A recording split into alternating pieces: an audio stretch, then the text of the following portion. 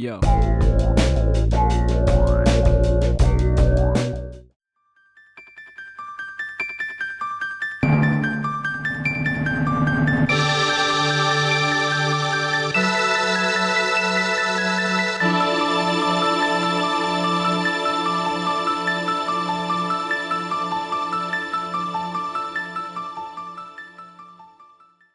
The Last of Us 2 has me truly confused, because with every decision it takes, it affects me on a deep level, getting the exact emotions they want out of me. However, at the same time when I'm experiencing this, it always feels somewhat unwarranted or unrewarding. Today, I'm going to be going over my thoughts of the highly controversial Last of Us 2. Oh yeah, and spoilers, obviously. I'm not going to restrict myself from talking about certain things, that'd be dumb. So, the story starts with our big boy Joel being introduced, looking 10 times more fresh than he did in the previous game. The start of this game picks up fairly soon after the first, with Joel telling Tommy about how he lied to Ellie at the end of the first game. Tommy understands and says he'll take the secret to the grave. We then get introduced to Ellie, again, looking different. I mean, fuck me, we are one step away from the uncanny valley here.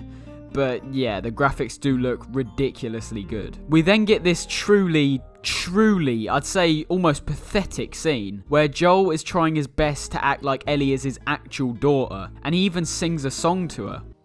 If I ever were to lose you, I'd surely lose myself. It's fucking weird, but I really like it. It truly shows where Joel's mindset is at. He really has nothing to live for apart from Ellie, so he's clinging on and trying his best to make this work. It is really sad, but don't get me wrong, it's really good. Just like the first game, we have a huge leap in time after the intro, with 4 years being passed. Ellie, now more grown up, goes out to get supplies and go on lookout with her love interest, Dina. And I'm just gonna say now, to start with, I really did not like this character. And no, it's not because I'm a sexist, homophobic pig who hates gay women. She's just sort of plonked in, and is not really all that well written of a character, and doesn't really interest me as a person. The performance is really good though. The acting with pretty much every person in the game is top notch. Anyways, after you fucking obliterate some kids in a snowball fight, Ellie and Dina go to an outpost, essentially as a daily patrol. However, we are then brought to another character, seemingly unrelated from the group we know. Here we take control of a woman called Abby,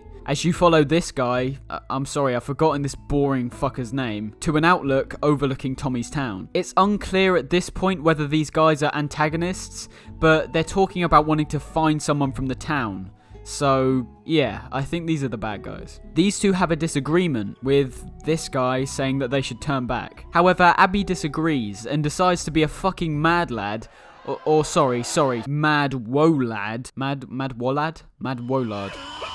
and try find this person by herself. During this whole time, sparks are flying between Ellie and Dina, truly amazing. And this all leads up to them sitting in a basement, smoking some weed and fucking.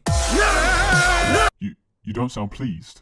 No, why should I? Oh, I knew it, you fucking sexist pig. You chat No, all this what the shit fuck are you about talking being about? politically correct No, and listen. you just No, like listen. your fucking stomach. Oh, you fucking dumbass. Listen. Yes, okay, they are lesbians. They kiss and have sex. Cool. Okay. I do not fucking care. And I especially don't care whether Ellie likes Tiddy or Willy. Okay. And that's exactly the point. I really could not care less. Yet they still make this a massive focus. At least in the early hours of the game. This moment does not feel earned. Like, at all. It happens really early in the game, and watching it is just borderline embarrassing. Because I basically have no fucking clue what their relationship was like up to this point. There was literally no build up to this outside of the dialogue they share in the gameplay that leads up to this. This seems to be a problem with the writing. I had literally no connection to Dina throughout this whole time, but Ellie had a whole game of genius writing behind her, so the proportions are all off. Watching this honestly feels like a bad TV drama, where they want you to like these characters without them earning it. I think what they've tried to do here is great. However, if they were trying to normalize gay people within video games, they went about it the complete wrong way. Imagine how cool it would have been if you just found out they were gay halfway through and they just acted like it wasn't a big deal. That would be normalizing it. However, when you start plastering it to all of your promotional material, as well as making it a poorly written focal point, that's making it seem even more like something that's trying to be embraced from the outside. Anyways, after that, we go back to Abby, who's being chased by a bunch of infected. But she is saved by Joel and Tommy. Abby says they can head back to their camp for protection. And after they battle their way out of the infected, that's what they do. Before we see them get to the camp, however, we are brought back to Ellie and Dina, who are just chilling after their extremely hot, vital to the story lovemaking session, as this pleb comes down. Get out of here right now. What? He starts yapping on about some fucking shit about Joel and Tommy not showing up to the lookout or whatever. This man is obviously just a sexist, homophobic... Okay, I'll stop now. But really, this is where the game starts to get really, really good, as Ellie sets off to try find Joel and Tommy. We then cut back to Joel and Tommy as they make their way back to Abby's camp. They get inside and enter a room full of people, and as they introduce themselves, it becomes very clear that the person they were searching for was Joel. Joel gets his fucking leg essentially blown off by Abby, and they also destroy Tommy's face as well. They pin Joel up against a wall, and Abby asks if he recognizes her, but we are still unclear why they wanted to kill Joel. She then gets out a golf club and whacks him over the face as it cuts to black. And we are brought back to Ellie's perspective, where she's just arrived at the camp. This whole segment was so insanely amazing, for me at least. I know, a fucking hot take where I'm saying something positive and everyone else is saying something negative. The stakes are so high here,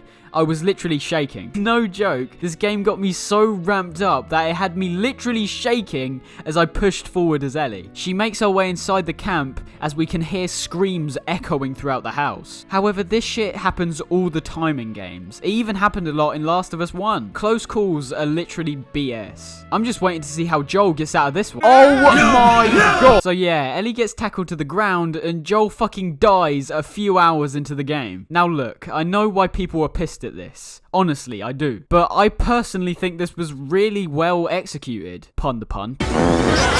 And it sets this extremely dark, depressing and bleak tone for the entire rest of the game, which I'm sure is exactly what Naughty Dog wanted. It's so crushing to see Joel just lying on the floor accepting his fate, just blankly looking at Ellie before he's killed. No emotion, no reaction until he's finally put to rest. It's genuinely haunting, but in a good way, at least I think. It takes some balls to do something like this, especially when you have such a loved game character like Joel, and especially so early on too. Yes, it might not fit into how you envisioned this entry would pan out, but in my eyes, I think it's just tough luck. If you're hating on this game for this specific moment, and the fact that Joel won't be in the rest of the game, that's really unfortunate, because in many ways, I go the complete opposite way of how people describe this scene. I do think it was tastefully done. I do think it was well set up. However, I'd be lying if I said it didn't make me want to stop playing. I was fully shocked when this happened, so I literally turned off the game for that play session, because it was so destroying,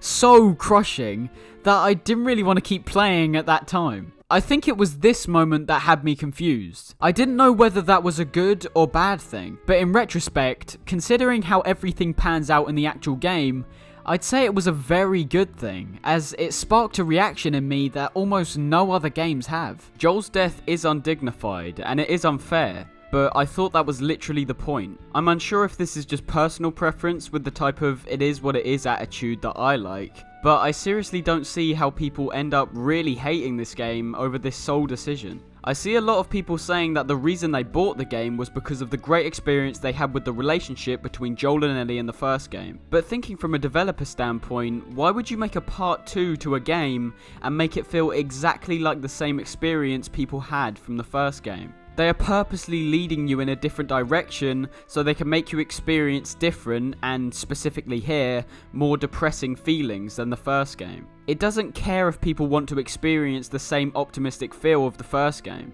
And despite me loving Joel as a character, I still think the route they took was tastefully done within the context of the game, and I personally think this took major balls. You realise I say personally, this is what I think, so please don't get annoyed just because you think my opinion may be dumb or misinformed. I think it's important we focus on this scene for a larger amount of time, as I take the situation pretty seriously. Because from my perspective, the outrage to this scene seems unwarranted, so I'm genuinely interested in what everyone's problem with it is. Is it because Joel died too early? Is it because he trusted these people? Or is it because Joel died, period?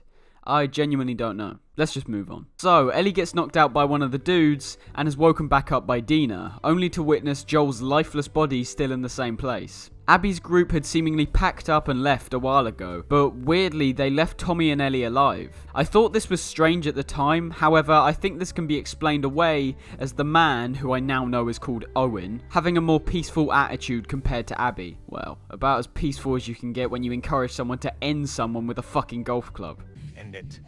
Wow. The game then cuts to a later time with Ellie and Tommy. However, judging by the scars left on both of them, we can see that not a huge amount of time has passed. Tommy and Ellie discuss how they can go after Abby's group, which is finally given a name by Tommy, being known as the Washington Liberation Front, or rather WLF.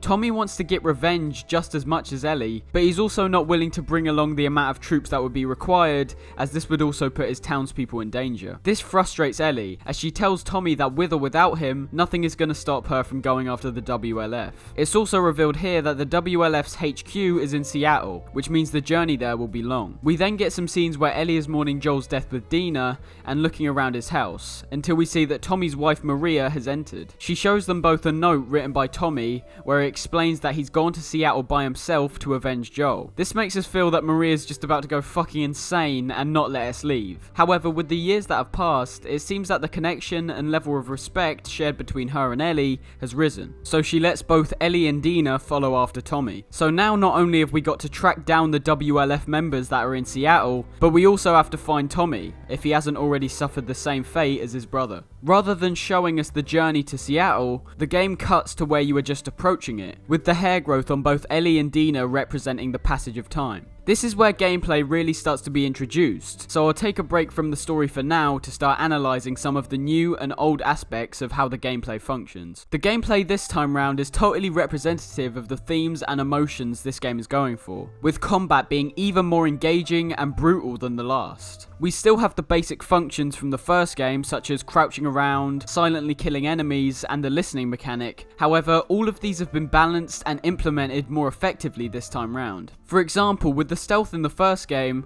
I found myself relying a lot on the listening mechanic because the outlines were so clear. To counteract this, now the outlines just appear as blurs, and only show up if someone is talking or moving. Meaning this time round you have to be a whole lot more spatially aware in order to keep yourself hidden. Adding to this, there are also large areas of tall and short grass where you can stay hidden in. However, if enemies get too close, they will spot you. To hide in the short grass, you have to go prone, which again is another, and I use the term lightly with this one, feature to this game. Same goes with the fucking jump button, although I'll talk about that in a sec. Finally, there is a new addition of dogs, which can hunt you down by following your scent, because as we all know, Ellie is one stanky motherfucker. Oh, hell no! Hell no!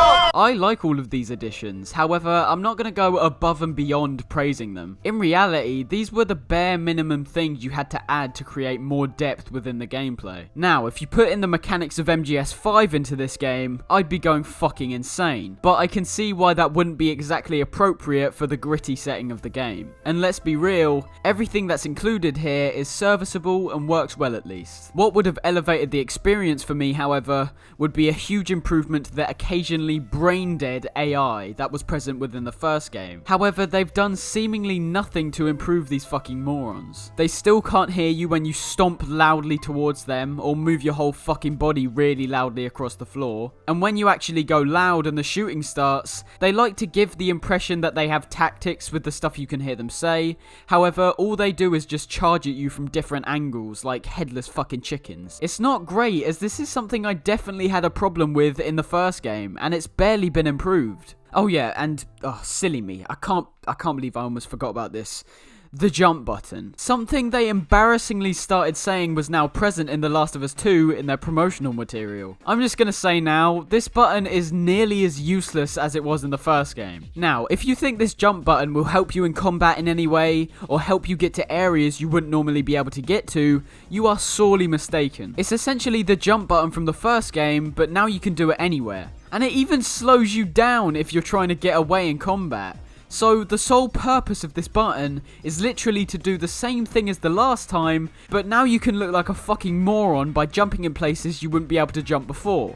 genius. However, I'd like to also say that I think the level design and world design across the board has been hugely improved. For example, in the first scene where you enter Seattle, you are given this huge handcrafted environment to explore, giving you the impression that it's turning into an open world. However, it's just a larger area to explore, which is fine by me. In these areas, you can go into a surprising amount of optional stores and areas to collect any supplies, and in some cases you can even have some unique combat encounters that if you didn't go into the house or store, you might not have seen. There's a much larger focus on exploration in part 2, which I think was a huge improvement, as it really gives you time to soak up the scenery, get immersed into the world as you scavenge around for supplies, and most importantly has a huge part in breaking up the combat encounters, which is great, because in the first game, for me at least, combat started to become stale when they gave you area after area of enemy encounters with no break in between. As I mentioned before, level design has also been majorly improved, with many more ways to tackle an area. You can squeeze through tight spaces to either stay hidden or get away, you can crawl under cars to avoid being spotted, and as I mentioned before, you could sit in the grass waiting for the right moment to attack. The levels feel a lot more open, giving you more room to experiment. I would like to say though that I think there is a fundamental imbalance between tackling something loud or stealthily in this game. Now let me just clarify, I'm playing on normal difficulty for my first playthrough, as I essentially think of it as the default difficulty that most people would be playing at. However, in this game, normal feels way too easy, due to things like the amount of supplies that are given to you,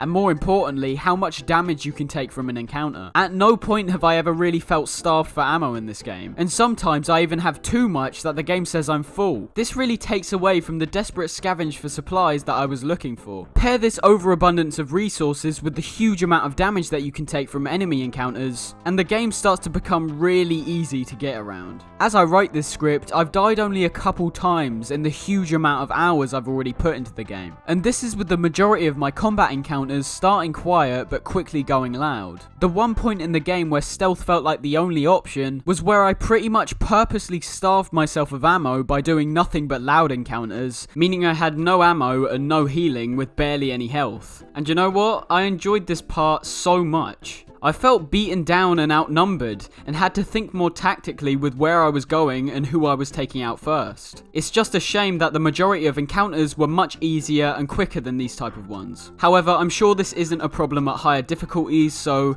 really they should have just balanced out the difficulty selections a bit more. You notice that I didn't say it was unenjoyable though, because even though these encounters were much easier, I was still having a blast with taking down these enemies. This is not only due to the refined gunplay, but also to do with the same brutality and relentlessness that is shared between the gameplay and the story. The combat feels much more gritty and raw, with every shot you make on an enemy feeling impactful, with their screams really pushing in the point that you haven't just killed a bot, you've killed a human within this world. I also like the small addition of giving every enemy a name, as you can hear the squad mates get into a panic once they realise someone from their team is down. Gunplay feels much smoother than last time, with the majority of my shots actually fucking landing, unlike the last game. If you remember, the guns you used in Last of Us 1 could have upgrades added, such as extra ammo capacity, range upgrades, and things like that. Well, that's also been brought back in Last of Us 2, however has again been refined to make this upgrade system feel much more satisfying, and actually shows a progression of the gun you had at the start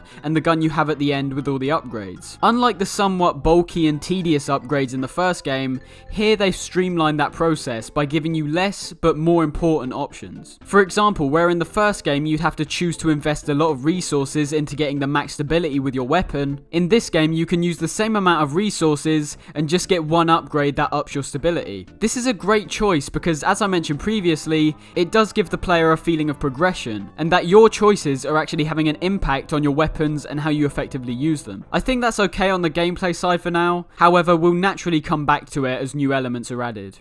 Okay, so Ellie and Dina make their way into Seattle and try to get access to Gate East 2. The generator's fucked! Oh, sorry, I meant out of gas. So you both head into the city to try find some gasoline. During the search, Ellie and Dina come up against lots of infected. What are you like, you silly buggers? You'll lose your head if you're not careful. Oh. They search all over, even going into a synagogue. Anyways, they find some gas and then... Oh, what? There's actually some in there? Really? They enter this music shop as well. Dina starts playing on the drums. Oh, you shit. And Ellie starts playing the guitar. And by Ellie, I mean me. And by me, I mean...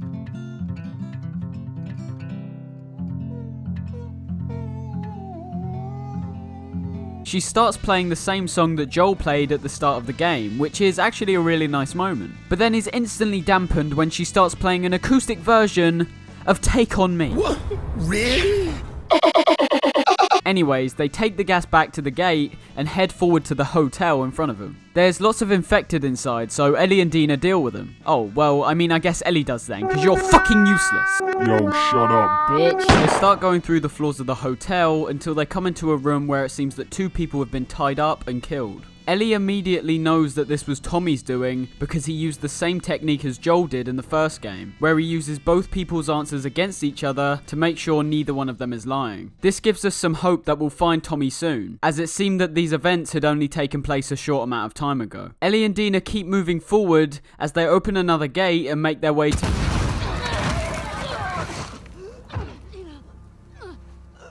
Get the other! Don't lose her! Go!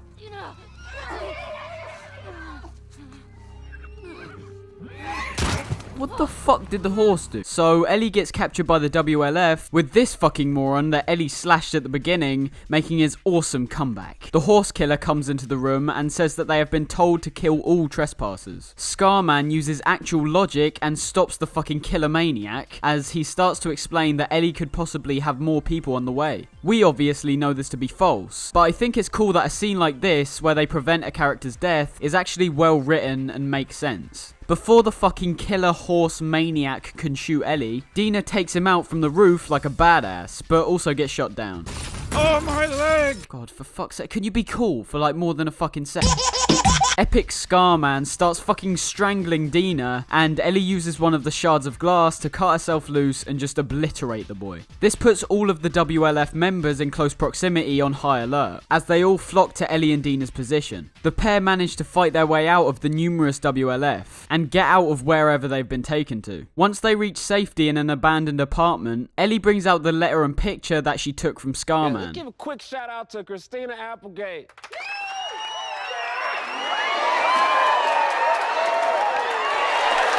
The letter details how a WLF group is set up for 2 weeks at the TV station. So in an attempt to try get some info on where Abby is, Ellie and Dina use this as a lead and start making their way to the TV station. On their way there, they get into several encounters with infected as well as the WLF. However, they eventually end up making their way to the TV station. When they get there, we can see that the WLF posted there have already been killed. And not just killed, but also tortured to death. We make our way through the station, witnessing even more WLF strewn across the floor. We eventually find the woman that was in the picture, however she's also been killed. As all direction seems lost, Ellie searches a bag under her bed, finding pictures of all the members that murdered Joel in Jacksonville. This doesn't give us a direction, but at least a motivation to keep pushing forward. Just a note here, this is when I personally really started to attach to Dina's character, and started seeing and genuinely enjoying the chemistry Ellie and Dina have together. Before they leave, however, they hear over a radio that more WLF are on their way to the TV station. Do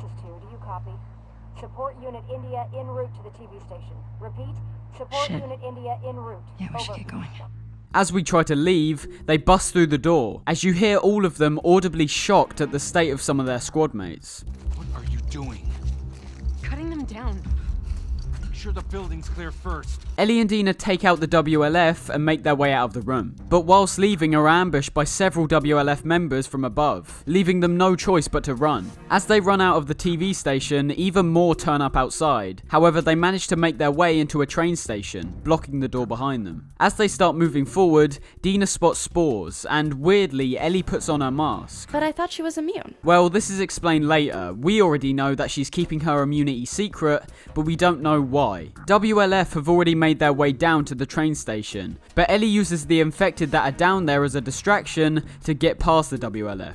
Ellie and Dina keep pushing forward, making their way into the ventilation shafts, trying to find an exit. From below, we see a couple WLF get obliterated by this fat fucking oaf of an infected. This is technically a new enemy known as the Shambler. However, it might as well just be the spores that are thrown from bloaters in the first game turned into a full enemy. They do look fucking gross though, so that's cool. Look at that! Fuck Fucking hell, look at that. Ellie witnesses this shambler take out a whole room of people, making us think they will be super challenging. But with just a couple bullets to the head, they are really fucking easy to deal with. They keep moving forward, making their way through some destroyed train cars, when one of them can't take the humongous weight of Ellie and collapses.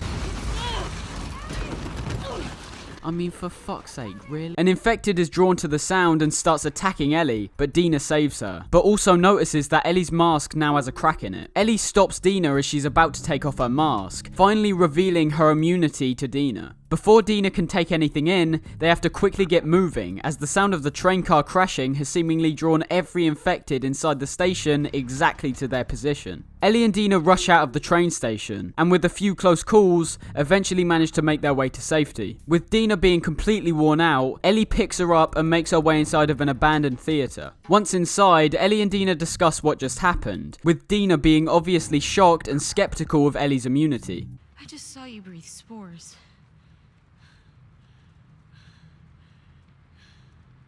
I told you. I'm immune. Okay. You're immune? Come on.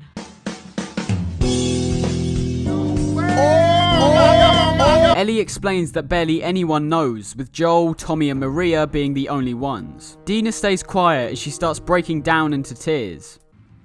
Can you say something? My name's Jeff. Ellie. Alright, calm down, you're not the one who's immune. I think I'm pregnant. Oh! Lol. Yeah, so Dina's been pregnant this whole time. What? This puts us in a tricky position, as it's now only a matter of time before Dina won't be able to keep pushing forward at the same pace. Ellie, being annoyed and confused, starts arguing with Dina, asking why she would come along if she knew she was pregnant. I wasn't sure, okay? I didn't want to be a burden. Well, you're a burden now, aren't you? Yeah.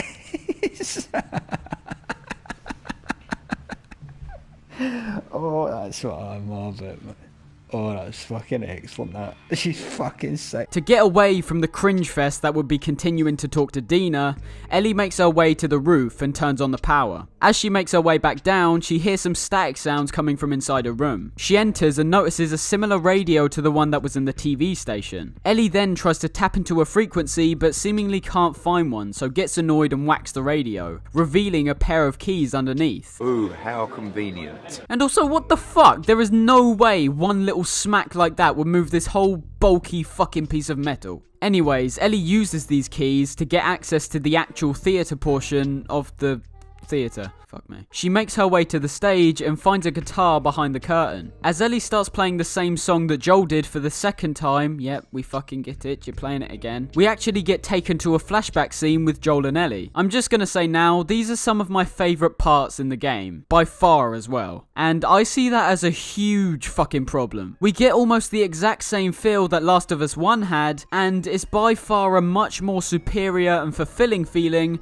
than what we are given in Last of Us 2, in my opinion at least. It's important to say now that I haven't completed Last of Us 2 as of writing this. However, the message I'm getting from the game is revenge, brother. You do revenge, you're a fucking wanker. If you do revenge, you're a fucking wanker. Yes, I get it. Revenge is bad and will end up only hurting people around you in the process. No shit. The message in this game, and especially the way it's presented, is so clearly a downgrade from the beautifully constructed and heartfelt narrative of the first game. The first thing I said when I saw the reveal of Last of Us 2 was, What are you doing, kiddo? oh my, what? And I'm gonna kill every last one of them.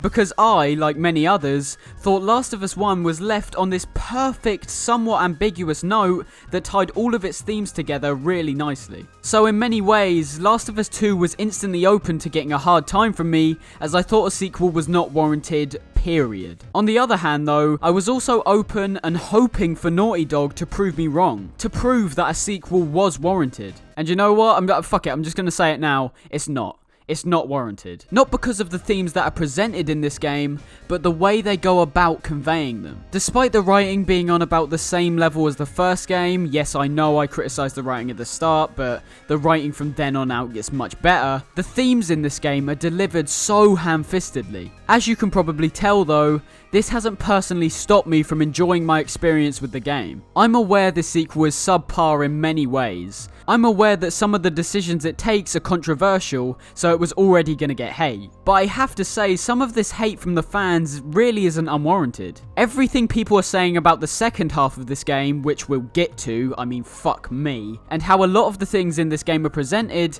I wholeheartedly agree with. Ugh, this is sounding more like a conclusion by the minute. It's just a run. I'll save my overall thoughts till the end. I just wanted to add here that this part made me realise that perhaps part 2 being sadder and more pessimistic isn't what's holding it back from reaching the same heights as the first game. It's all about context and the way all of the themes included are handled. I wish more fans that have just review bombed this game without even playing it could string a sentence like that together, so Last of Us 2 can actually be seen as a flawed game rather than one that people just couldn't understand or couldn't handle the dark themes of the game. Everyone who's actually played the fucking game and isn't just a brainless hate mob follower can handle everything you're giving to us. However, it's down to your talents and obviously a sprinkling of personal opinion to get the themes you wanted to show off in a manner that everyone could get down with. And for a large majority of this game, you failed miserably and have proven that a sequel was not warranted.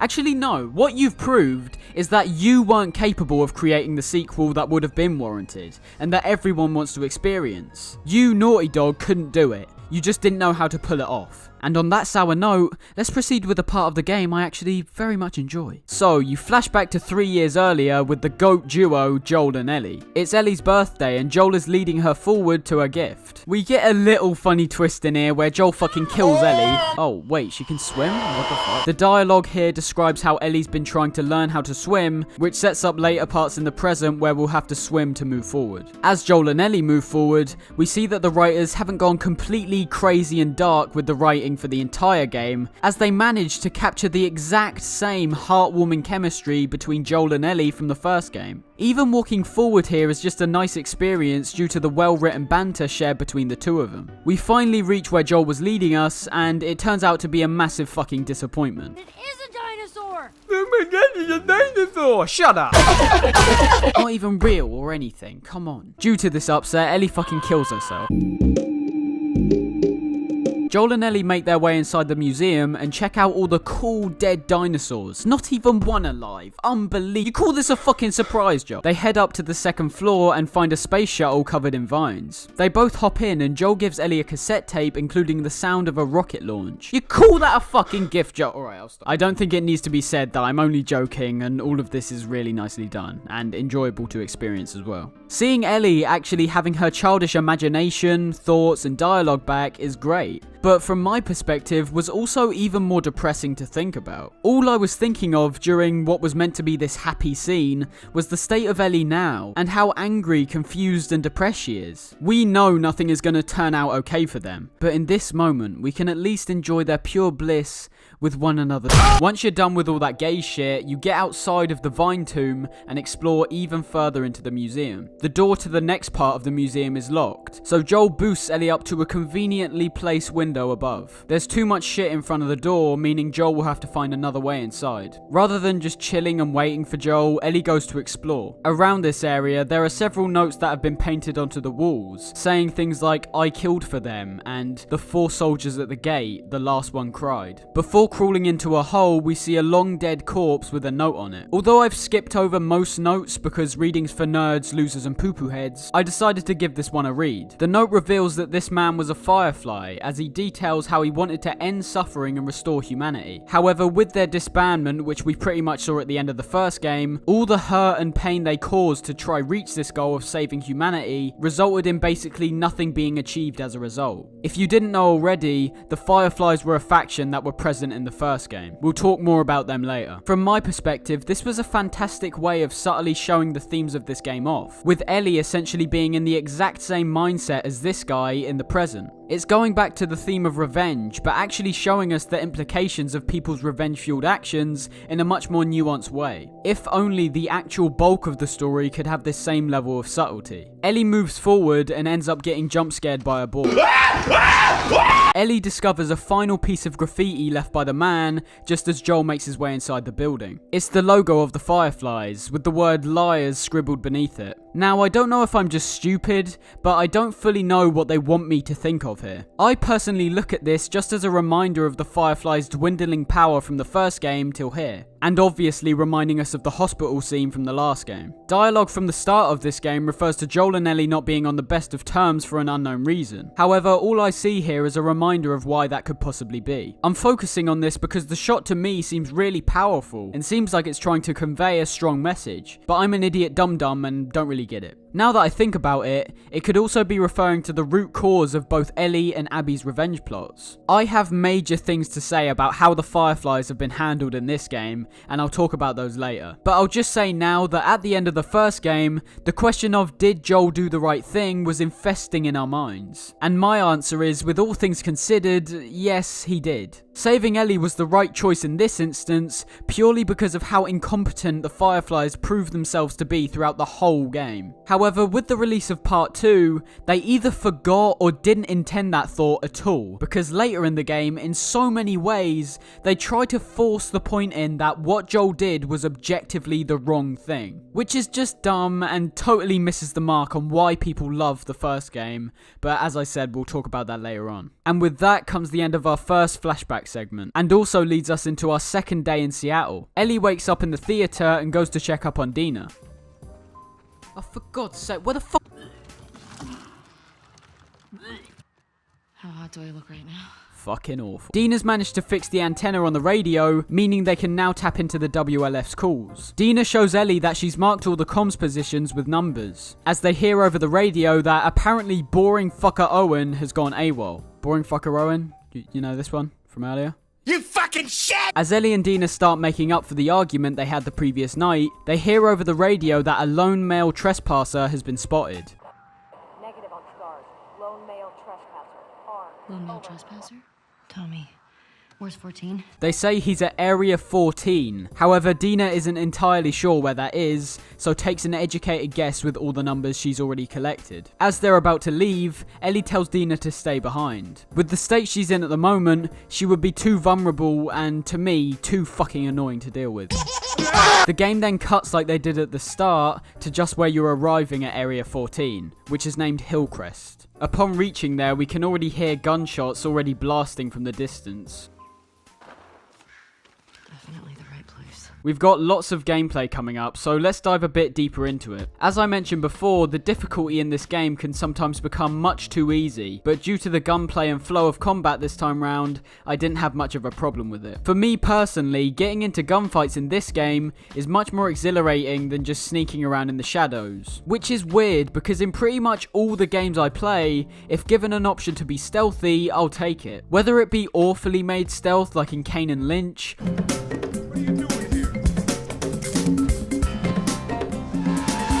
or geniusly made stealth like in Splinter Cell, that's always been my favourite approach. However, to put it bluntly, stealth for me in this game is just not fun or engaging, and if there's no reason for me to do it, I'm not going to. In this game, you have some familiar and different equipment to help you. For example, you have the usual things like Molotov cocktails to burn enemies, bottles and bricks to distract them, bandages to heal yourself, but you also have some new equipment to use like stun bombs and trip mines to deal with the enemies if you want to. I used both of these a grand total of 1 time, when I didn't even need to either.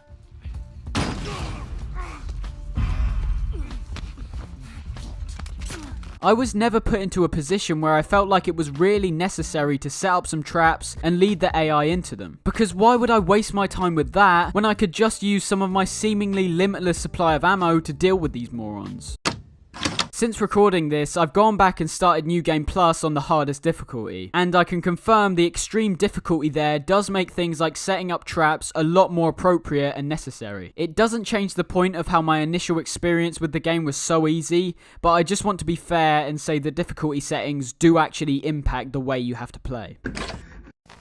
And talking of morons, I want to expand my thoughts on the AI as well. I still think they are almost as fucking brain dead as the first game, however they've been designed in a way here to really engage you into the combat. Despite this not being a great choice, as I would have personally preferred an actual intelligent AI that adapts to scenarios and actually does things like flank you tactically rather than just having a piece of dialogue implying that's what they're doing. I can at least see what they were trying to do by having these people charge at you, making you retreat, hide and counterattack. But when normal is so easy that I can just chill here while getting bombarded with bullets while some guy pops up and down from the exact same spot over and over again, I'm not exactly going to be running for my life. Merging both this supposedly improved AI with the stealth brings in another problem in the form of sight and sound. Something's been done in this game compared to the last one, where now it's a whole lot easier for these enemies to spot you. You remember that sound in the first game that meant you were starting to be spotted by an enemy?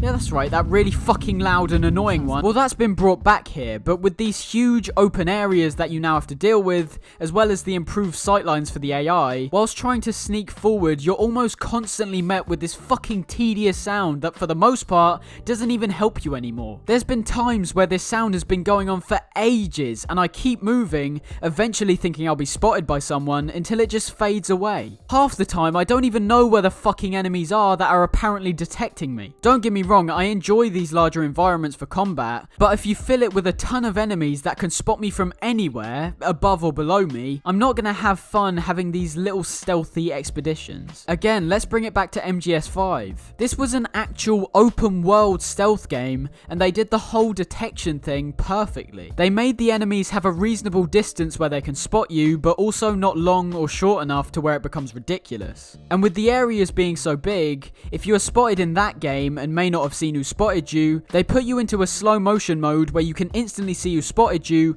and lets you have a chance of dealing with them before everyone's onto you. I think this game desperately needed a mechanic like that, or just needed to give you a bit of leeway with the distance enemies can spot you at. If anything, just to stop that fucking grating noise. There are also the return of pills or supplements from the first game, which grant you permanent upgrades for your character, giving you things like extra health or clearer vision when using the listen mode. The way they dealt with them in the first game was making them a limited resource you only occasionally found, meaning you'd have to spend the ones you found into something meaningful that would actually help you, as there just weren't enough to get anywhere near to maxing out all of the upgrades. It's essentially a way to add extra depth within the gameplay by adding some RPG elements. And for the most part, that same process has returned in this game. However, they've changed how you actually get to spend these pills. In the first game, they allowed you to save up however many pills you wanted and let you spend them on anything you wanted. For example, you could either put a load into one particular tree, like your listen mode or health, or you could spend a lot of your pills on a specific skill, like being able to shiv clickers. This has been changed and replaced with the format of a skill tree type setup, with you only being able to acquire certain perks once you've unlocked some previous ones. I don't really know why they did this, outside of changing up the UI and functions. However, I kind of like the freedom of picking whatever I wanted to invest my pills in. Now if I want a health upgrade, I also need all of these perks before it that I might not think are useful at all. It's an okay system, but it reeks of changing stuff for the sake of it, which is just unnecessary. Let's get back to the story. Ellie makes her way towards the gunshots that she heard when approaching Hillcrest. Whilst moving forward, it appears that the area is infested with WLF, making the journey forward a lot harder than we first might have thought. Throughout her journey forward, Ellie deals with the WLF and infected yet again, all while scavenging for supplies. We eventually reach a garage and get jumped by an infected. Ellie takes it out and takes a bow which was attached to the back of it, giving us a new silent weapon, as well as giving us another quick reminder of Ellie from the previous game, who also used a bow as her main weapon, giving us this sort of contrast to how much Ellie has changed as a person,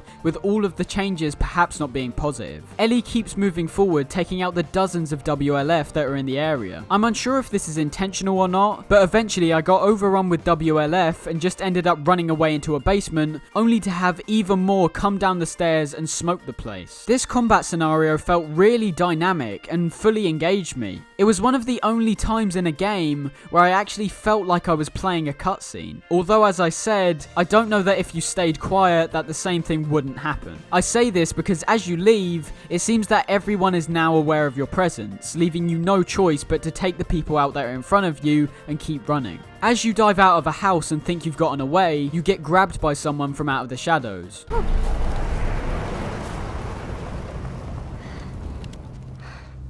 Oh shit, we know this What is. the hell are you doing here? What? You think I'd let you do this on your own?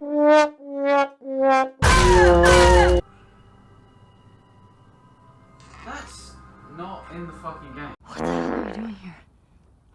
Who's that? I think I'd let you do this on your own. Let you do this on... Right, so this guy is called Jesse, and to be honest, he wouldn't be a bad character if they just gave him more time to develop. I feel like Jesse is one of the only side characters that actually had the potential to be a good character. But you can't honestly expect people at this point to be like, oh my yes, Jesse! Because I've spent, what, about 10 minutes actually interacting with this guy? Jesse asks about Dina, and Ellie lies about her being pregnant, saying that she's fine but just sick. Jesse tells us that he came alone before coming up with the plan of stealing the truck in front of them. Ellie and Jesse take out the WLF in the area and attempt to leave, but of course, like in every fucking getaway ever, the car doesn't start, leading to them being spotted and shot at. We then get this huge action set piece out of nowhere as we try to escape from the numerous WLF that are now chasing us. For some reason, when they present us with situations like this in this game, I genuinely get ramped up and engaged. And I think that has a large part to do with the opening hours of this game. This again feeds into why I think killing Joel off at the start wasn't a terrible decision like everyone is making it out to be. Don't get me wrong, it entirely misses the point on what people would have loved from the first game and wanted to see in the second, but for the rest of the game, for me at least, it felt like seriously any character could have been killed off at any point. This I don't give a fuck attitude that they have starting off resonates throughout the entire time you're playing the game, because if they were willing to kill pretty much their main character of the series within the first hour, who knows what important characters they'll kill off next. Anyways, during this action set piece, you end up having to take out all the WLF shooting at you from the truck. However, whilst trying to push him off the road, Jesse loses control of the truck and ends up crashing. What a fucking moron. Jesse then kicks out the window like you're about to just fucking hop out and journey on, but the area starts swarming with infected due to the huge amounts of sound that is being made. You would think that the truck would be fucked, but just as the infected start to come towards you, the engine magically comes alive and you start getting out of there. Jesse starts reversing to get us out of there, and Ellie gets jumped by an infected from the outside. Jesse saves us, but is still reversing. What is he doing? Oh my, you idiot! He eventually learns the forsaken art of driving and puts his fucking foot on the gas. A clicker manages to cling onto the front of the car, but we take him out. And Jesus Christ, Jesse, take your foot off the gas, man. What the fuck are you doing? Here we go! Fucking hell, are you trying to fucking kill it? Both of them survive and swim to land, as it seems they've lost the infected as well as the WLF. I thought they were going to keep pushing forward to find Tommy, but they just end up going back to see Dina at the theatre. When they get there, Dina's obviously glad that Jesse is here, but Ellie gets all weird and fidgety and starts like pacing around. I think what's implied here is that Ellie feels bad for keeping Dina's pregnancy a secret, but it looks like she's just getting jelly because Dina's taking his shoes off. To be fair though, we all know that's how it starts, and it all ends in... Right, I just want to say, I'm making a lot of jokes throughout this video, which might confuse some people into thinking I don't like this game. But I just want to clarify now that throughout all of the parts I've touched on, I've been fully engaged, invested in the characters, and thoroughly enjoying most of what has been presented. Obviously excluding some of the shit I've already ranted about. As Ellie walks out the room like a pissy little baby, we get taken into another flashback section, this time with Tommy. Both you and Tommy are on patrol, taking out any infected that are in the surrounding area. Tommy gives Ellie the chance to use his rifle to take out some stragglers. This section really reminded me what a safe Last of Us 2 sequel would look like. The choice to not do this, and in fact go fully against this in the sequel, you've got to admit is a brave fucking decision. That could have resulted in huge amounts of praise or ridiculous amounts of hate. Unfortunately, it's landed in the horrible, most toxic position of having both of these sides be extremely aggressive with their views, and make any talk around this game have this whiff of controversiality, even if you're just being neutral like I am. Luckily, neither side has affected how I'm judging this game. I think I'm just too stubborn to let any of that shit change my opinion. Once we're done taking out these dumbass infected, Ellie and Tommy head down from the lookout to go see Joel inside a building nearby. However, before they get there, the dialogue between Tommy and Ellie shows that Ellie might not be on the best of terms with Joel. I'm not supposed to say anything, but Joel's worried about you. There's nothing to worry about. Well, I'm sure there isn't. But if you don't talk to him, he's gonna think something's wrong. I'd talk to him. Well, you have to do more than hi and bye. Okay, I will try. We don't know why as of yet, but we can presume it might have something to do with the whole Joel going on a murderous Firefly rampage, which is fucking bullshit because in many ways Joel did the right thing, but we'll touch on that in a bit. When you come into the building, Joel's just chilling there with a guitar. He asks Ellie how the shooting was, and due to the insanely good performances from everyone here, you can already tell this is going to be awkward as fuck. Joel notices that Ellie hasn't gotten around to changing the strings on her guitar yet, and Ellie does this fucking annoying David Brent look to the side laugh. You haven't gotten around to changing the string yet. I didn't know I was supposed to. Yeah. Spread the word. You know, you gotta go to Nazareth. It's pretty heartbreaking to see that the one person that Joel wanted respect and acceptance from literally doesn't give a fuck. It's good that they didn't hold back from this though, as it would have been so easy to have these flashbacks to be like a fucking greatest hits of Joel and Ellie. It feels way more realistic and genuine to show that even way before Joel's death, they still weren't on the best of terms, which makes Ellie's revenge mission in the present make even more sense, as having that guilt of someone you love thinking you hated them before being taken away must have had a resounding effect on Ellie's mind. To try break the ice, Tommy suggests that Joel and Ellie go find some new strings in a music shop nearby whilst he keeps watch. And with that, they set off, with Joel constantly spouting out this pathetic dialogue, really trying to assert his father role onto Ellie, telling her to do things like taking shorter patrols for his sake. You just do me a favor and start with the shorter routes for now. You know, see how you handle them. All right. It's so weird and sad, but it's really good as well. They eventually make their way to a road near the music store where they have to get off their horses and proceed on foot. You need a boost? I got it. Need a boost? Right, I think Joel's gone fucking insane. Has he literally lost all perception of height? It's just a joke, by the way. I can see what they're trying to do. The route ahead is blocked, so they have to make their way through a dilapidated building instead. Ellie crawls inside and unlocks the door, and Joel makes a hilarious joke about Ellie being too skinny and needing to eat more. You impressed? No, you're just too skinny. You need to eat more. You're welcome. Jesus Christ, this is so pitiful, it's getting hard to watch. You move forward through the building, picking up supplies on the way, until you finally reach the lobby. It's infested with infected, so you and Joel deal with them. As you try to open the exit, even more jump down from the top floors. However, you manage to deal with them as well. You eventually get to a point where the only way to go forward is through this really tight space. And we all know what's going to happen.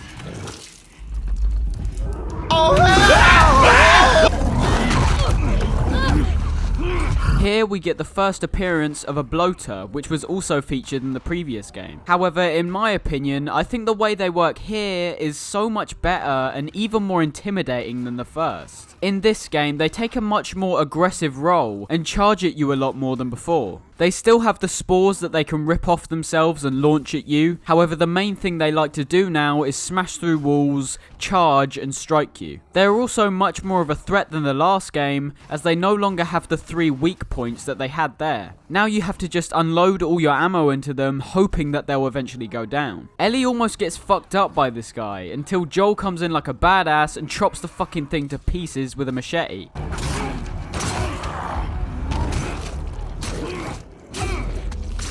They keep moving, eventually finding a way out. An infected starts crawling towards Ellie, but Joel deals with it. However, before they leave, Ellie notices a body on the floor, and says she thinks it was the couple who ran away last year. We obviously don't know who that is, but it's just a setup for this bigger story moment. Ellie reads out a note that was left on the body, confirming it's these people, as well as conveying this tragic story of these 2 people, Adam and Sydney, who ended up getting trapped by a horde and decided to kill themselves. Then on the back of the note, there's a final message left by Adam, saying that he's killed Sydney but is too much of a coward to kill himself. This depressing story reminds Ellie yet again of the events that took place in the Firefly hospital, as she makes the sarcastic point of saying that it would have been great if they were immune. Only they were immune, right? Joel tries to ignore this and move on. However, Ellie sticks to her guns and actually confronts Joel about what he said again. This terrible, shitty lie Joel made up at the end of the last game has finally caught up to him. And the fact that he's still trying to lie and cover up for it just makes me feel sorry for him. There was no cure. Now this is fucking Wrong. I was gonna wait till much later to touch on this, but I have to now. Because of how they deal with this whole situation in this game, it's pretty much dumbed down and done a disservice to how I personally perceive the ending of the last game. And that is probably one of the worst things that you can do when making a sequel to anything. Essentially, throughout the whole of the first game, this group, the Fireflies, are mentioned frequently. However, you rarely see them. Their intentions were pure, revolting against the military in an attempt to restore some order to the country, trying to set up something like a government. However, the way they end up going about this fails miserably and ends up with them only losing shit in the process, whether that be people or territory. We go through the first game constantly seeing them fuck up, failing and dying all over the fucking place. And this isn't like some sort of subtle detail that you have to focus on. The events of the first game wouldn't have even happened if the Fireflies could have just fucking protected themselves at the drop-off point where Ellie was being collected from. The Fireflies were so shit, Joel had to travel across the country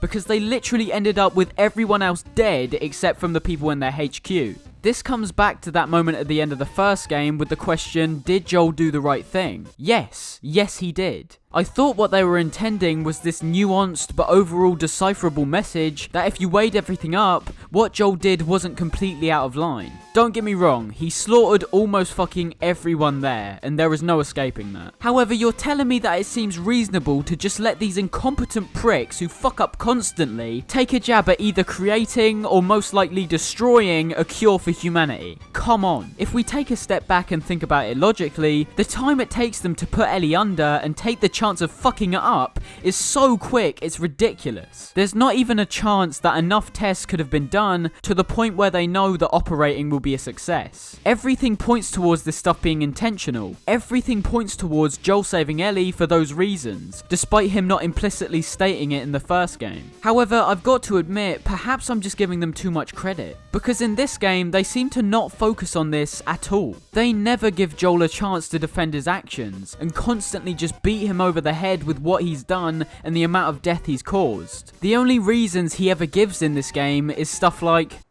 making a vaccine would have killed you. yes, we know, and it doesn't matter if he would have done the same thing even if he knew there was a cure, because that leaves us in the exact same position that we're in now. It amazes me that they paint the Fireflies in this limelight as the saviors, and basically tells us that it's Joel's fault that there's no cure, that he fucked it up.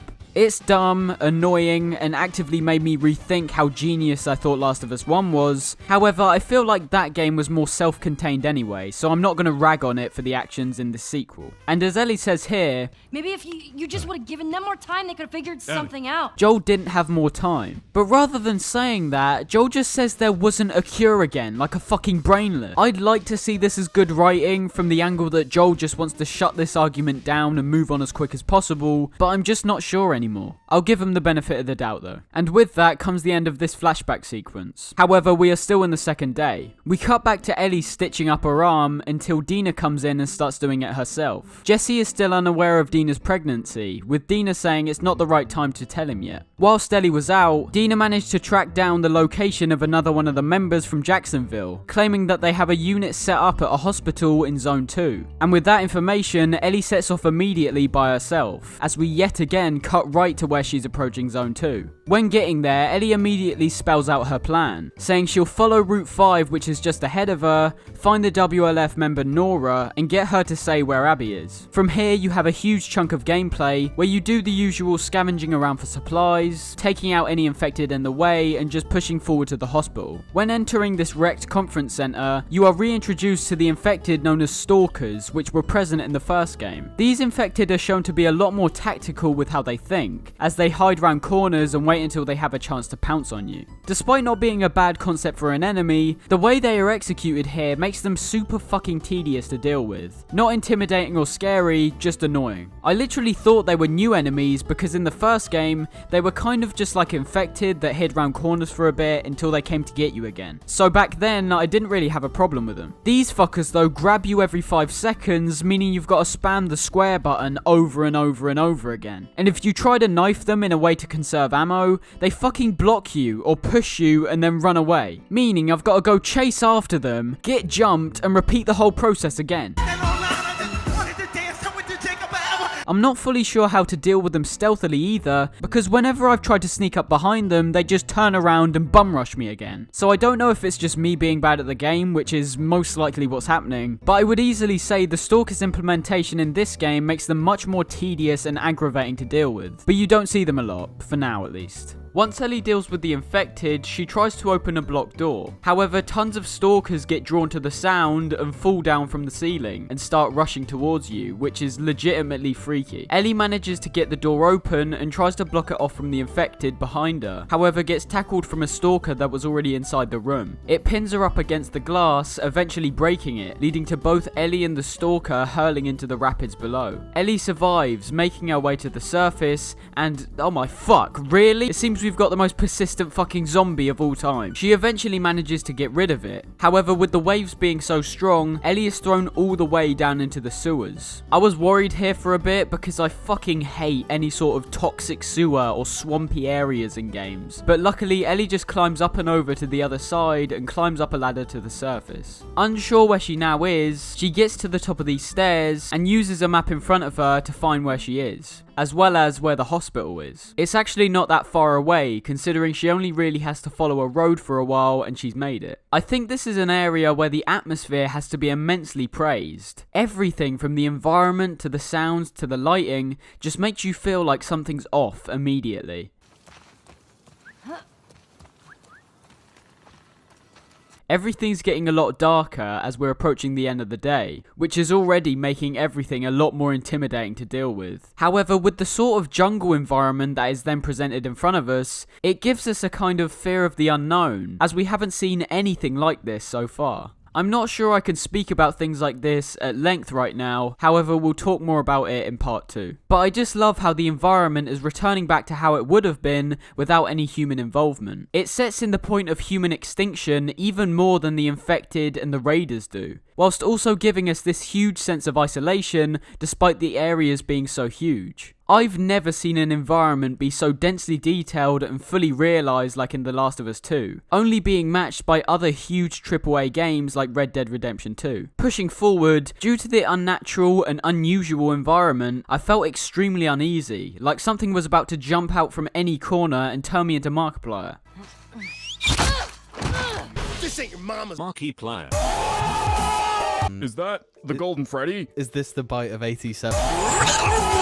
This is the area I talked about in the first gameplay section of this video, where I had to stay hidden in order to survive. And with me now completing the game, I can confirm this still stands as one of the best gameplay scenarios in the entire game, for me at least. I take control of Ellie as the guys are approaching me, and you can even see me want to pull out a gun and obliterate them all, but the panic slowly sets in when I realise that I have fuck all ammo and fuck all health, so I just quickly start crawling away. Chances are, if it wasn't for how I was playing up until this point, this scenario wouldn't have been as special as it was for me, but I think that stands as a testament to how engaging and dynamic this game can really be, depending on the actions you take as the player.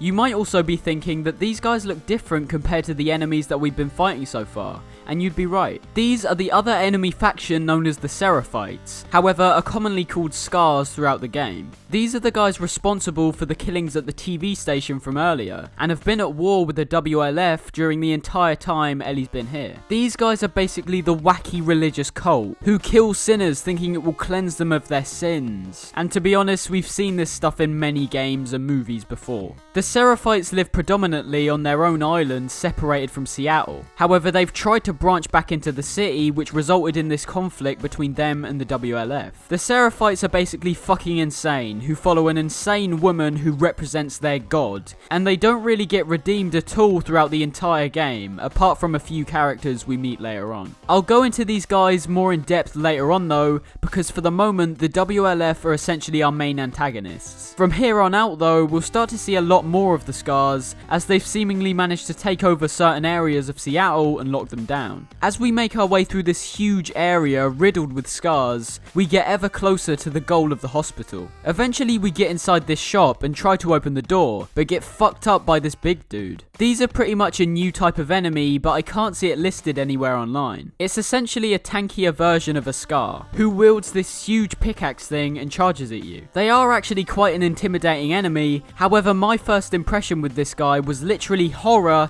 met by shock. Shock based from the fact that I just one-shotted this guy instantly and moved on. We keep making our way forward, eventually having to start swimming. As we keep moving, we can start hearing the sounds of boat engines and can see spotlights in the distance. We've made it to the hospital. Ellie swims under the water and makes her way inside. Ellie interrogates this woman who's just vibing out with her PS Vita and asks where Nora is. The woman says that she's in the upper floors of the hospital before becoming a fucking mad lad and trying to stab Ellie. This is literally the most pathetic attempt to kill someone I've ever seen. Yo, what the fuck? She was playing Hotline Miami. Ellie picks up the PS Vita and keeps moving. Oh, what? Let me pick that shit up. You're telling me Ellie, the person who loves comic books, toys, superheroes and shit, won't pick up this fucking games machine? They must be like ridiculously rare in this world. Okay, game, fucking understand your characters a bit more, please. Now that we're actually right outside the hospital, the place is crawling with WLF. Despite the sheer amount of them though, Ellie manages to get inside the hospital and get to the upper floors, blocking the stairway behind her. Ellie searches the top floor and makes her way into the ventilation shafts after hearing Ice Cube's "Today Was a Good Day" ringing out throughout them. Again, not a joke, I'm just not putting it in because I don't want to get claimed.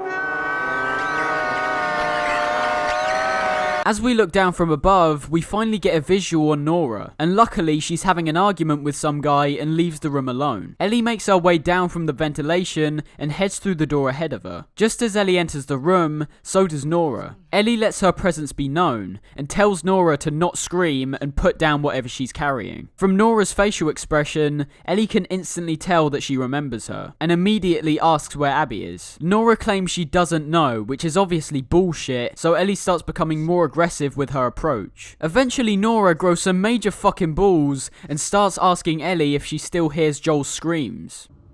You still hear his screams?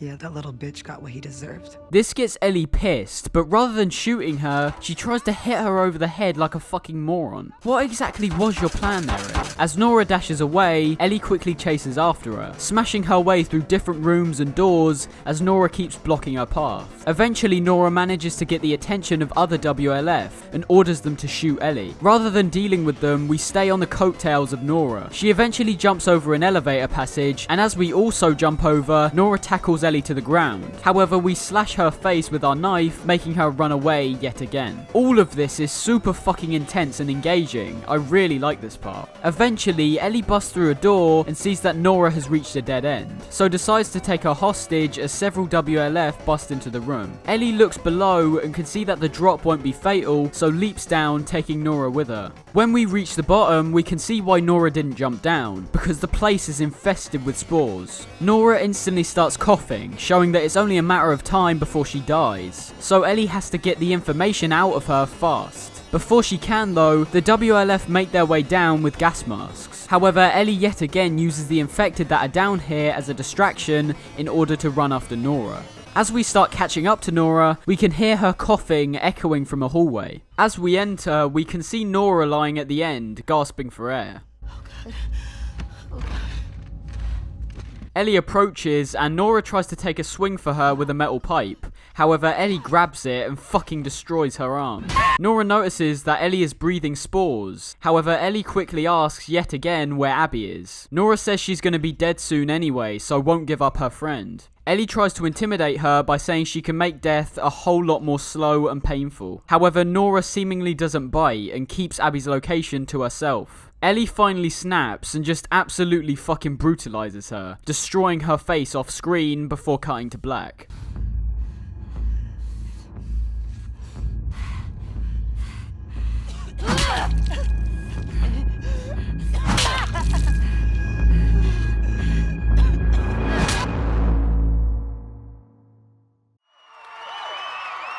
Now, I see what you're doing here, Naughty Dog, you're not very subtle. And I guess what you're trying to say is correct, Ellie is as bad as Abby was when senselessly killing Joel with no emotions attached. However, I have no clue why you would decide to do this with one of the fan favourite characters from the previous game, and it really seems like yet again you've totally missed the point of why people loved the first game. As I've said multiple times, the first game was all about the relationship between Ellie and Joel, with all the characters you were interacting with throughout that game simply being experiences that were the means to an end for expanding and broadening this relationship in order to get people invested. An example of this would be like the brothers you meet in that game, which are obviously put in there to parallel Joel and Ellie's relationship. What you've done in this game, however, is say to the fans, look guys, we know you love this character, but did you know that when she grows up she becomes a hate and revenge-filled murderer who's just as bad as the person she's going after? Yeah, okay, cool. We did not need a sequel to have these things told to us. The only thing you get from that is people complaining that you ruined their favourite character,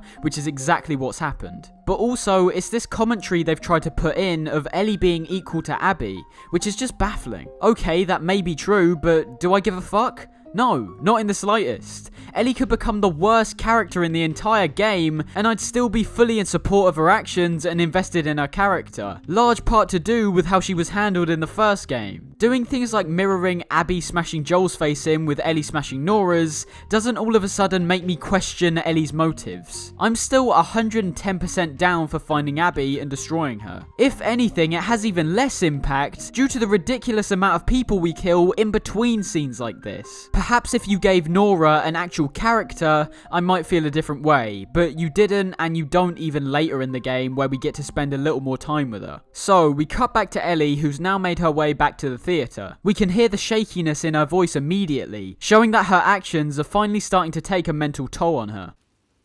It's me.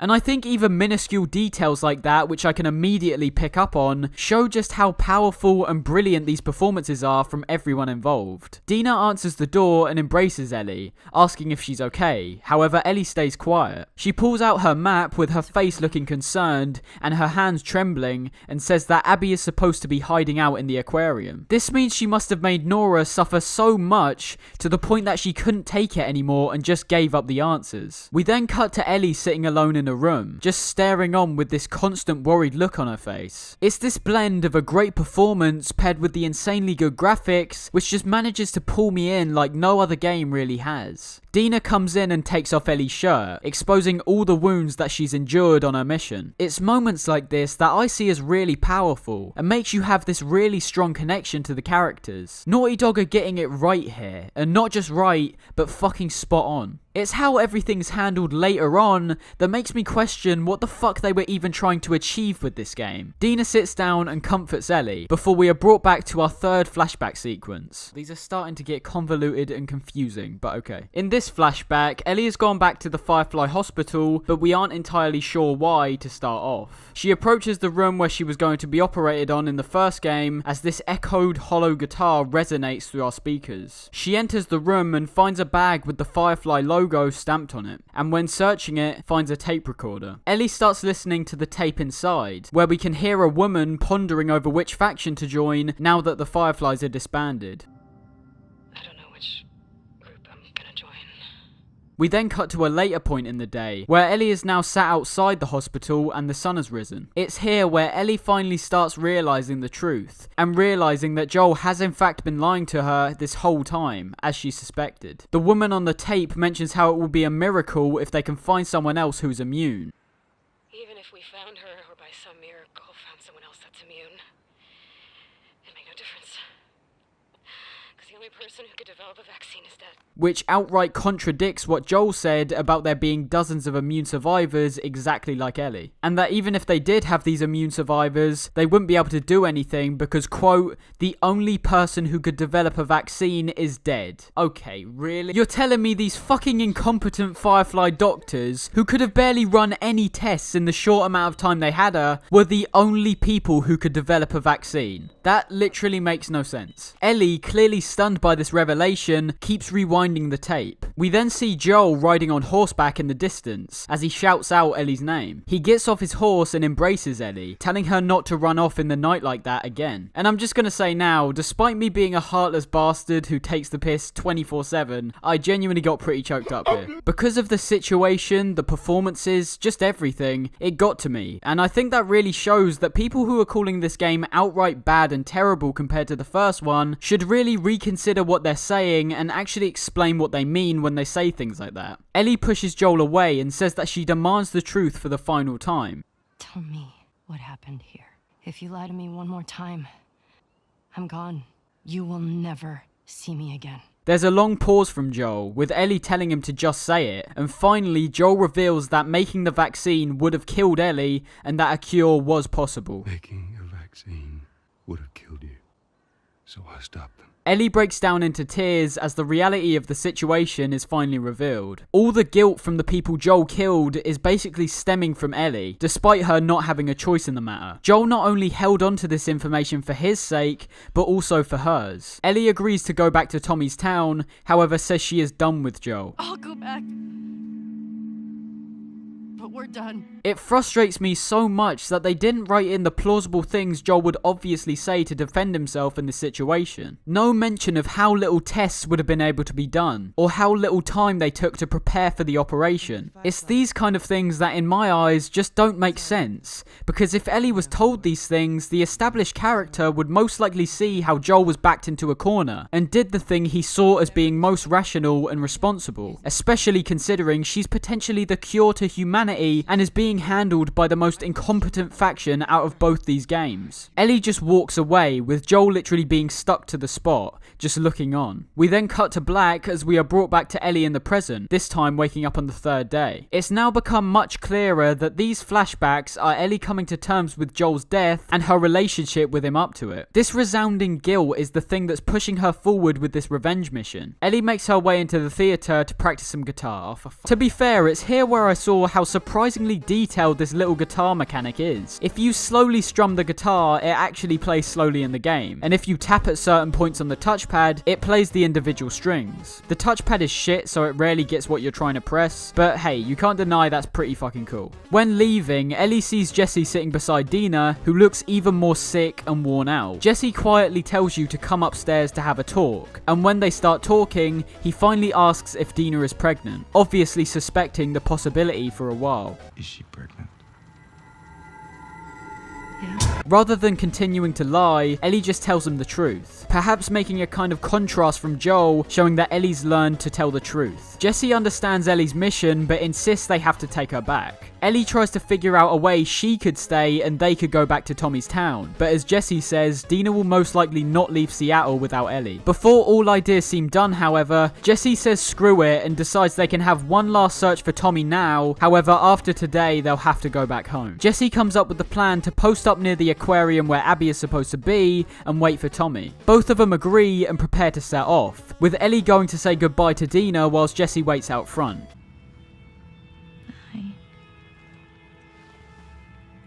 Oop, that's annoying. And with that, Ellie and Jesse set off on their journey to the aquarium. It's in this stretch of gameplay where I realised that Naughty Dog's game design has become quite repetitive and similar between pretty much all of their games in many ways. For example, in both Last of Us games, you look around, scavenge, pick up shit, upgrade, and move to the next story bit, and that's fine. Well, it was fine for the first game. However, it's the combination of that, mixed with that landmark in the distance thing that they've kept doing pretty much since the first Uncharted, that makes the actual gameplay in this fucking video game feel pointless. I don't necessarily think people are wrong when they say this could have genuinely worked better as a movie or a TV series, because the gameplay in here for the majority feels like we're just pushing forward to the next environment, to the next cutscene. If the actual interactive game part of your video game feels pointless, I think you've got to reassess and reprioritize aspects of the game, or just change the form of media entirely. Don't get me wrong, the landmark in the distance being your objective works very well, but if you keep fucking doing that throughout all of your games, it just starts becoming a bit ridiculous as well as obvious. Pair that with the gameplay almost seeming like a blockade between you and your next story beat, and I can easily imagine that people could start getting bored and uninterested with the game entirely. Ellie and Jesse head to the aquarium, and for one of the only parts I can remember in this game, I think some actual meaningful and interesting dialogue is shared in the gameplay. Jesse brings up the point of how we are killing quite a lot of the WLF in Seattle. I mean, we're going through a lot of their people. In their city. Because of what they did. Didn't Abby and her friends come to Jackson because of something Joel did? This place isn't like Jackson. I mean, Joel and Tommy helped Abby when she got attacked. These people are trying to kill everyone around them. I mean, they shot you on sight, didn't they? Yeah, they did. Ellie tries to refute and dumb down his point by saying the reason they're killing them is because of something they did to them. But Jesse also shuts that point down by saying that if it wasn't for the thing that Joel did, Abby's group wouldn't have gone after them in the first place. It's this kind of more subtle and actually completely optional dialogue that I appreciate much more than the blatant writing that's just trying to make Ellie look as evil as Abby. They still are constantly trying to make one of our favourite characters out to be a villain, or at least pretty much equal to a villain. However, if they're gonna go down that path, in conversations like this, I think it works effectively. Everyone who's playing knows that what they're doing as Ellie isn't right, but we still support her despite it. It's dialogue like this that does actually bring our morals and ethics into question, and makes us stop and think if people like Joel would even approve of what Ellie is doing. Again, it's a shame that this brilliant kind of storytelling hasn't been transferred over to the bulk of the cutscenes, and is instead left in these optional conversations and notes that a lot of people will naturally skip over. As you and Jesse move forward, you keep talking, with a blatant connection trying to be made, but I'm sorry Jesse, you had the potential to be a good character, but to be honest, I don't give a fuck about you. I don't give a fuck about your jokes or your problems, and all things considered, I don't give a fuck if you're alive or dead. It's annoying because if they just took more time to develop this guy, I could imagine him being quite a good and likable character. During this gameplay section, guess what? You scavenge around for supplies whilst dealing with the WLF. Fuck me, this loop is starting to sound repetitive. We eventually reach a high position overlooking the whole area. The Ferris wheel, which is right by the aquarium, is still really far away, and the road ahead is completely flooded. Ellie and Jesse try to figure out an appropriate path forward until a WLF boat starts making its way towards them from the ground. They decide on the plan of taking them out and stealing the boat. Both of them make their way down and have to swim beside the WLF to get to a vantage point. Whilst beside, we can hear a radio conversation describing a sniper that's been located near the marina. Sniper sighted at the marina, likely a trespasser. Again, giving us hope that Tommy might not be that far away. Once we reach an upper level, Jesse sees an opening in the wall and says that they'll be able to get to the marina if they go that way. Ellie disagrees and wants to stay with the boat idea, and in the process makes herself look like an unloyal moron. If it is him, he'll be gone by the time we get there. Abby is where he'll be headed, so if we just What if he's in trouble? he can take care of himself. Jesus Christ. The best way to help Tommy is to go after Abby. Come on, Naughty Dog, you're obviously setting up something later, but this is just something I don't think Ellie would do. Even with how invested I've gotten into this revenge mission, I didn't expect Ellie to actually stick to her guns and not go after Tommy. I might be wrong with my views here, but in my opinion it just doesn't match her character's behaviour from the last game, or even this one, or even about an hour ago. You literally spent a day going after Tommy. I get that she didn't really have any leads to Abby at the time, and I know they're trying to show Ellie's descent into vengeance, making dumb quick-witted actions, but I don't know, it just felt really forced within the context of the scene. Ellie makes a snidey remark about not being able to save Jesse again if he's in danger, which puts both of them on bad terms. You do this, I'm not saving your ass again.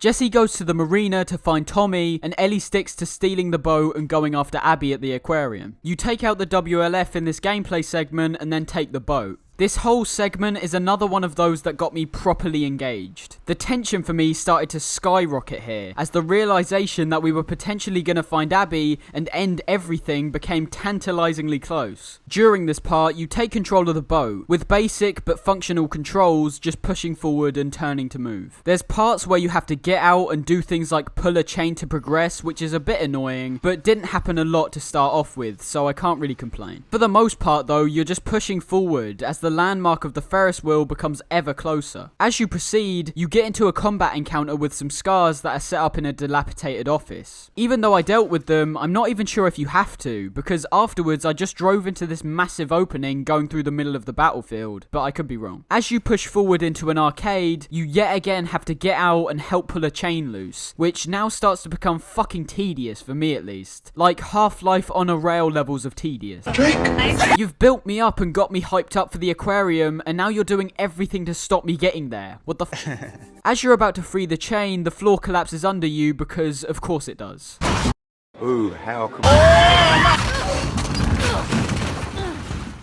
We fall into an area with a bloater and have to deal with that, as well as some other infected, and when you're done with that, you make your way back up and free the chain to move forward, which just makes this area a huge fucking blockade between us and the story. Why would you do that? I get you want a build up to something big that's gonna happen in the story, but I mean, for fuck's sake. In the recent God of War, did Kratos get out of the boat every 5 seconds when going to get the blades? The story beat of finding Abby is enough to get me hyped. Why pad it out? As we press forward, we are now extremely close to the aquarium. However, the weather conditions have gotten awful, with waves crashing all over the place whilst also being pelted with rain. We've got another moment here, a fucking golden nugget that is just perfect for me personally. It feels like everything that's been set up is about to culminate in something huge, with everything working in tandem to create this feeling of accomplishment that we're gonna get Abby, but also dread at the possibilities of what could happen in a battle between the two of them. As we approach the aquarium, the boat conks out completely, and as Ellie is trying to restart it, a huge wave comes in, toppling Ellie off the boat. She decides to leave the boat entirely and just swim to land. As you attempt to swim forward, even more waves crash against Ellie, throwing her all over the place and beating her down. However, you eventually reach the aquarium. Little details like hearing Ellie trembling because it's so cold really immersed me into this part as well. Ellie manages to crawl under a fence and get into the aquarium through a broken window. However, everything looks dark and abandoned already, making us think that perhaps Abby has already packed up and left. We make our way upwards whilst also taking any supplies that we find. However, we're eventually met with a locked door, so make our way into the ventilation shaft behind us. Because of how worn out the place looks, it's not a surprise that Ellie ends up making it collapse from under her, and is met on the ground with another fucking ravenous dog biting at her. Ellie don't take no shit from Rover though, and stabs it in the neck and keeps moving forward. Luckily, it seems like nobody heard. However, as we approach a door, we can hear two muffled voices having an argument on the other side. People don't come back from that island. How many times has Abby risked her life for you? The two people arguing are boring fucker Owen and Mel, who I only remembered because of the cliche Mel is pregnant line. As Mel starts to leave, fuck you.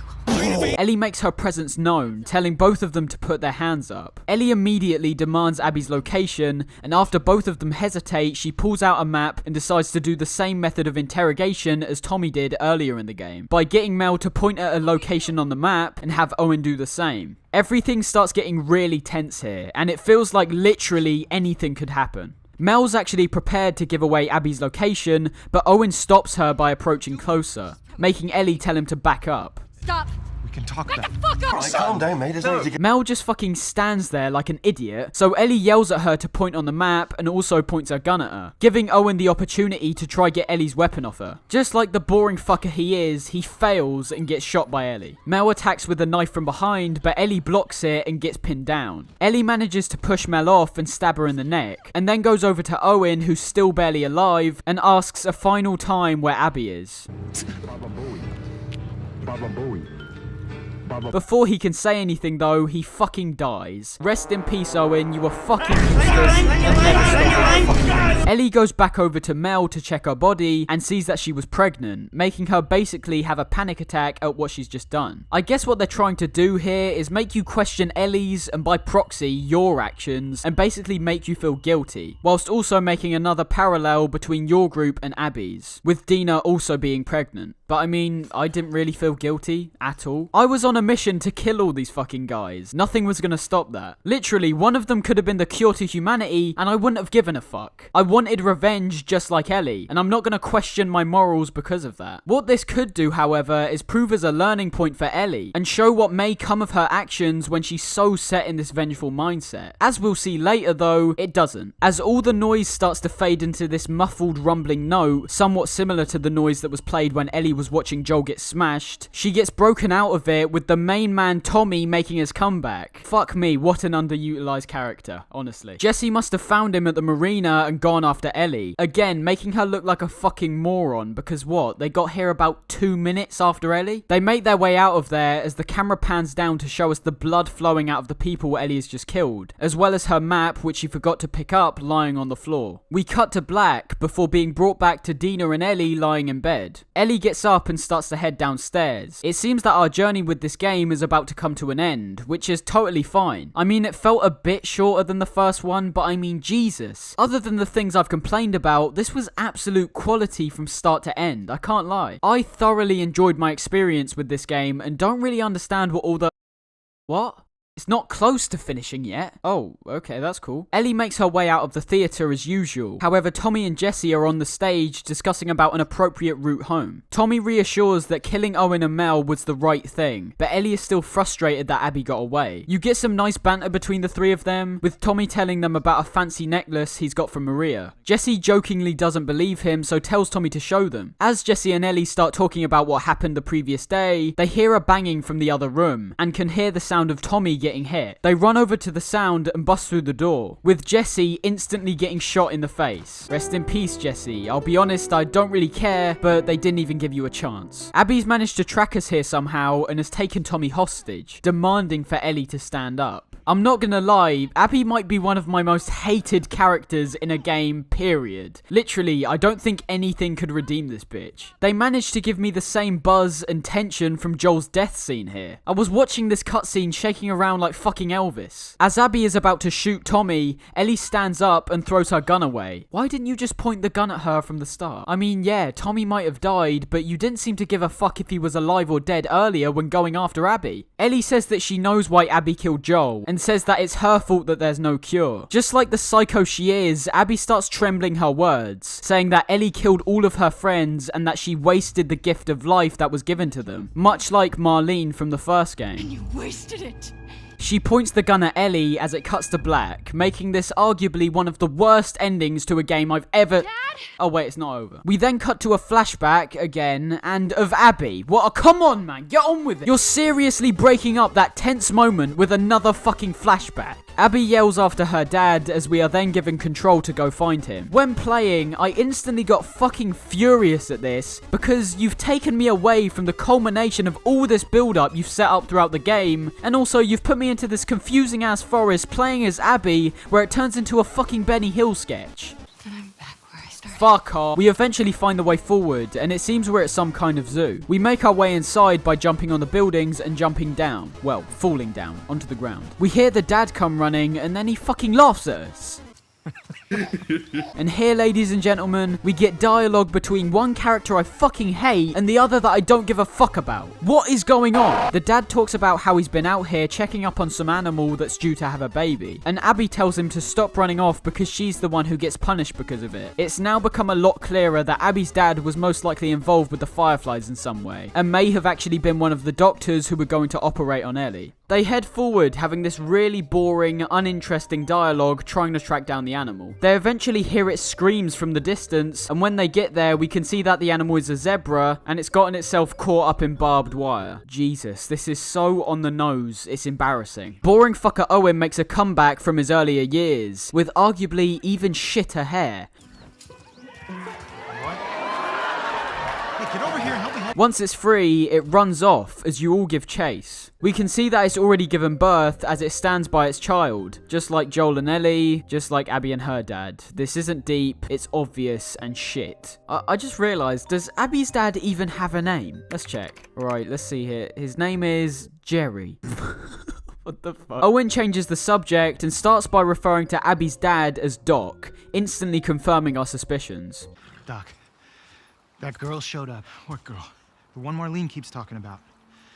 They found her in the tunnels. She has an old bite mark on her arm.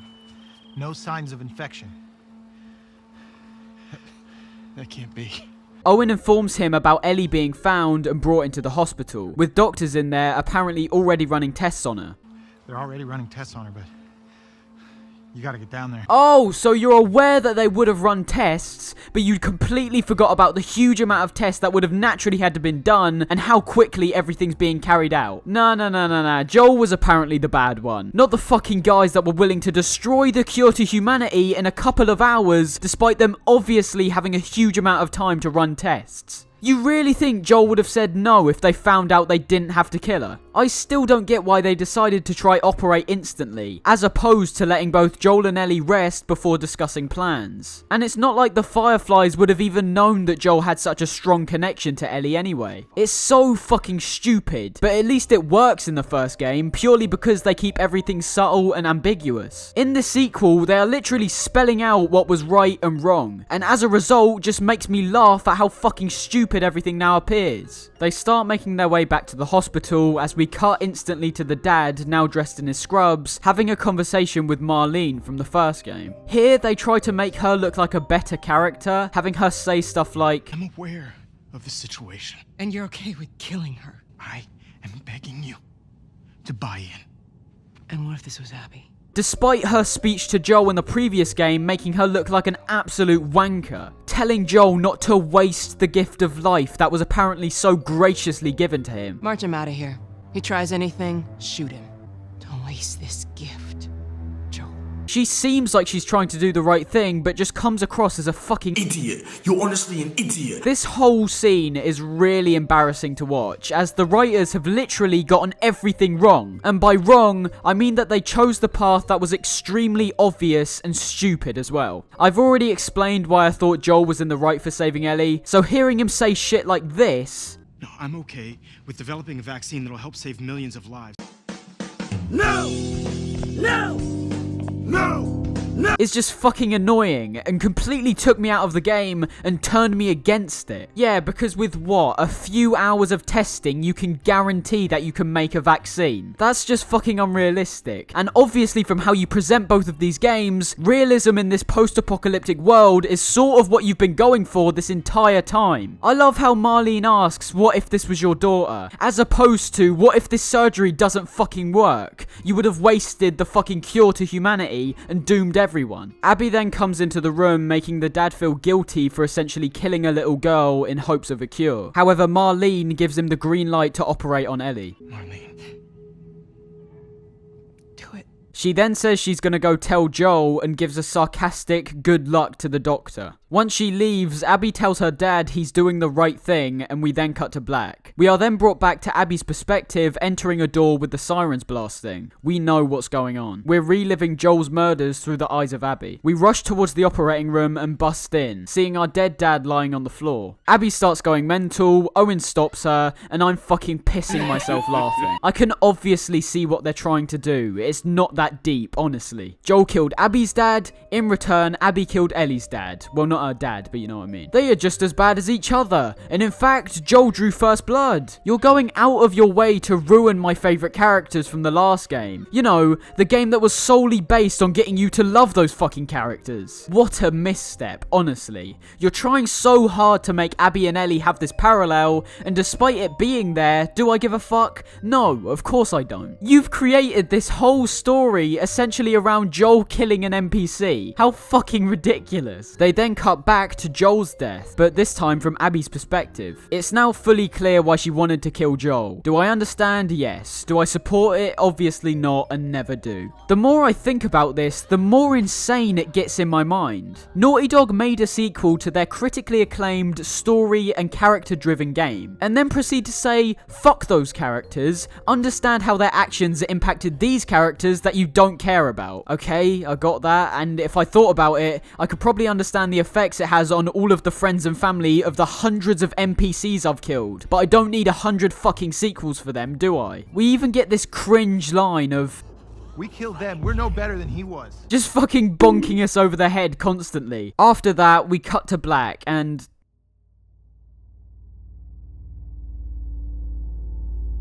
Wait, what? Day one? Hold on, what the fuck is going on? What happened to Ellie? Hold on, how long do we actually play as Abby in this game? Oh my, what the fuck? If you made it to the end of this video, I hugely appreciate your time. I hope watching this video has perhaps given you a different insight to this game, and at the very least, I hope this video was just worth your time. This took me so long to make, like ridiculously long. So any support you can show me, like a subscribe, a like, or even a share to a friend, will be hugely appreciated. I think it's important to say as well that when I say this is part 1 of 2, I really mean it. You probably noticed that I left Abby's section out completely from this video. And if you realise that, you probably also realise there is so much more to talk about with this game. The plan of action is I'll probably come out with some music related stuff first, and then come back with part 2 later. And by later, I don't think it will be as long as this one, because I'm definitely going to have a different structure when approaching part 2. And in the very basic script I've already got, I explain why at the start of the video. As I said, a like and subscribe, and especially a share to your friends will be hugely appreciated. Hope you guys enjoyed the vid, and I'll see you guys later. Peace.